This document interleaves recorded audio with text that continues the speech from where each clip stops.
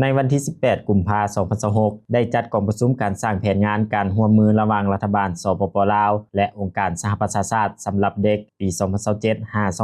2027-2031 โดยการเป็นประธานร่วมของท่านสุริวัฒน์ สุวรรณจุมคำรองรัฐมนตรีกระทรวงการเงิน มีท่านบีลาน ออลังเซฟผู้ต่างหน้าองค์การยูนิเซฟประจำลาวโดยมีผู้ต่างหน้าจากกระทรวงองค์การเทียบเท่าเกี่ยวข้องเข้าร่วมในกองประชุมท่านสุริวัฒน์ สุวรรณจุมคำได้มีความเห็นการสร้างแผนงานการร่วมมือระหว่างรัฐบาลสปป.ลาวและองค์การสหประชาชาติสำหรับเด็กศกปี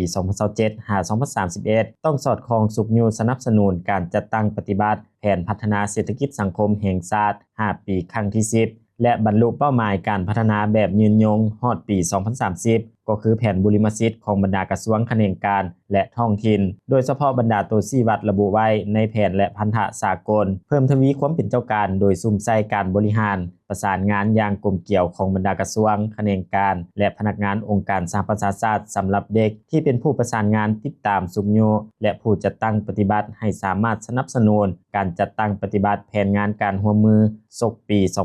2027-2031 เสนอองค์การสหประชาชาติสำหรับเด็กสืบต่อสนับสนุนรัฐบาลก็คือกรมร่วมมือและการเงินสากลในการสร้างความเข้มแข็งด้านขีดความสามารถของพนักงานรัฐกรและเสริมสร้างเครื่องมืออุปกรณ์เพื่อสนับสนุนให้แก่การจัดตั้งปฏิบัติติดตามและสุขอยู่บรรดากระทรวงและแขนงการให้สามารถจัดตั้งปฏิบัติเวียกงานแผนงานการร่วมมือศกปี 2027-2031 ได้อย่างมีประสิทธิภาพและได้รับประสิทธิผลยิ่งขึ้นกองประชุมได้มีการเสนอผลการค้นพบที่สำคัญเป็นบทเรียนจากการประเมินผลของ CPD ฉบับปัจจุบัน 2022-2026 และสภาพการด้านการเงินของ CPD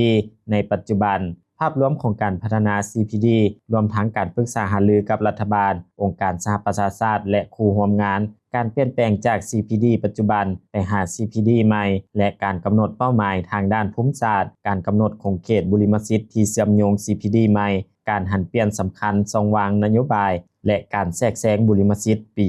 2026